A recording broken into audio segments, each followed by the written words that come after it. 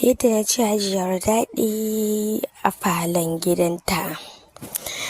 Labarin yadda na ci hajiyar daɗi a falon gidanta labari ne mai zafi ga hajiyoyi, ga manyan mutane, wanda za ku ji shi a ƙarshe kuma menene. Amma hajiya ta karɓi kebura, ta karɓi kayan aiki, ta karɓi zafafan abin da bata taɓa ji ba, wata irin su zalmalulun su sambo.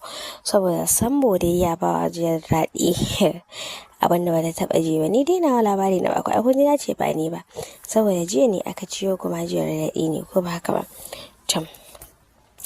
Hajiyar daɗi ta kasance wata unguwa ce which is irin big madam ɗin masu jiji da kansu, kun gane ai. Kawai ta fito bakin layi amma tana da kirki irin sosin nan. To ta fito bakin junction, ta iso bakin junction za ta shigo layin unguwar sakin, sai ta ga sambo yana takawa da kafa. Sai ce ta sauke gilashi ta ce, sambo ina zaka je? Ce zan shiga ciki na je. Ce to shiga mu je mana. To da yake an saba irin aka ga mutum a bakin layi a dauke shi a taimaka mishi a shigo da shi cikin. Kawai sai ajiya ta ce wa sambo ya zo ta taimaka mishi ya kawo ta ciki, ya ta kawo shi ciki. Kawai sai sambo ya shiga mota. Ya shiga mota suna tafiya. Me zai faru next?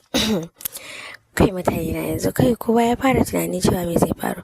Ba fa cewa na ya ce ta mota ba, ko ba ka saurare ne. Na ga wasu suna dariya, ba haka na ce ba.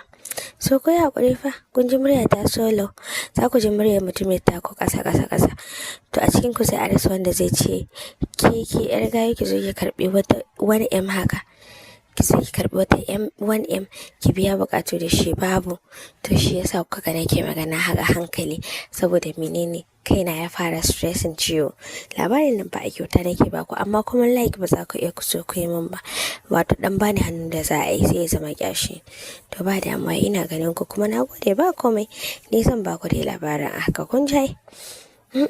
Suna cikin mota kai sambo da maka yi caji already, wato caji mai sambo irin mazajen nan ne masu zallan sha'awa irin. Kawai da ya gajiya ta yi fa irin turarenta da ya je ya shiga mota, sai ya ji kanshin ya buga shi. Sai sambo fa ya rufe ido ya kwantar da kai a cikin mota. Kawai sai ya fara tunani ina ma a ce da matarsa ce irin Harka ka kayi aure ka aihu din nan, kusa irin tunanin ai. Sambo kuma daga jin kanshi kawai sai ya ji sai abubuwansa kawai ba sai suka zaunduma suka miƙe ba. Dama ba irin wanda nan ne da ya sa masu matsa kayan aiki ba, wanda ya saka din kawai zai iya bayyana da kayan aiki ma muraran, amma dai bata fito ba saboda ai ba gunta wanda a cikin shi ba, amma dai ta nuna kanta. Kawai sai ga abubuwa kam sun fara miƙewa. Sai ba ga sambo bai rikice saboda a mota yake ajiya kuma ka ta gano yanayin da yake ciki daga taimako. Sai kawai ya fara mammatsa kafa, yana da rike kafa kawai. Kusa me ashe hajiya duk abin da yake yi ta lura da shi, ta san me yake yi, ta lura da duk abubuwan da yake, tana observing din shi. Kusa me next tana kallon shi. Kai me hajiya ta tuka mota ta sauke sambo a bayan layin kafin ta wuce, ya wuce bayan layin su kafin ta wuce. Sai me sai ga hajiya ta shiga da motar ta cikin gida kafin sambo ya ankara, don shi idan sama a rufe yake, bai ma yana da san me ake yi ba. Kai sai ka sambo yana rike ya idon shi ya yi ja irin sosan nan.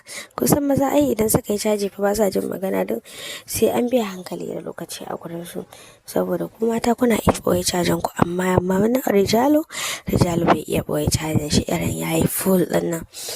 Kawai me zai faru? Sai ya ga an tsaya da mota, irin bari ya juya da cewa hajiya na gode. Ya juya ga cikin gida, kawai ya juya kalli hajiya, sai ta kalle shi, sai ta kashe mishi ido, sai bai gani ba.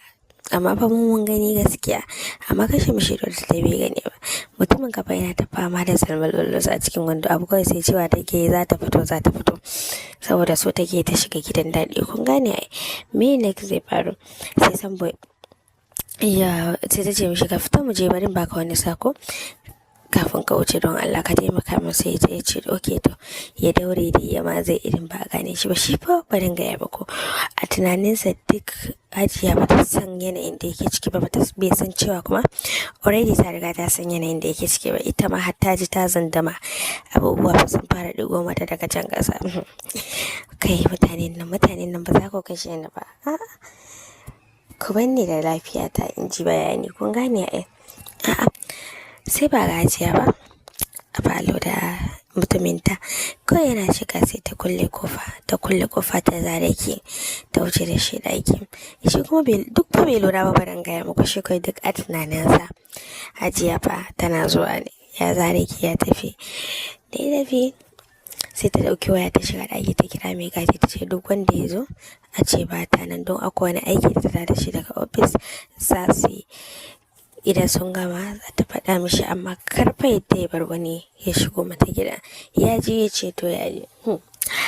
Ina gaya muku magana, mutane na labarin nan ya yi zafi sosai. Wannan dole ne in kuna je shi guji wani iri, amma ba ku rika yin haƙuri idan kuna je, ka ku zo kuna wasa da kanku kuna cewa